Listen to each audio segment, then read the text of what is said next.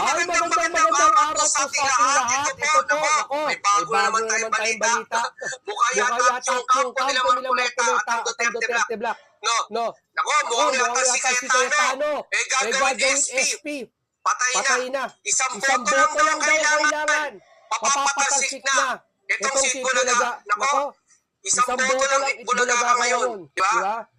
Ngayon, babawi naman sila siguro ngayon. Kasi alam mo, sir, okay naman sana maging SP ko. Walang problema eh. Magaling ka naman dati.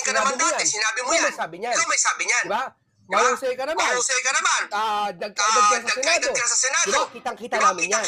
Ngayon, walang problema yan. Kung ikaw ay hindi namin nararamdaman na iba kang layunin doon sa pagiging SP mo. Nakikita rin namin ang layunin mo para sa lahat, para sa maging pantay at transparency. Wala lang, hindi namin nakikita yung sa'yo.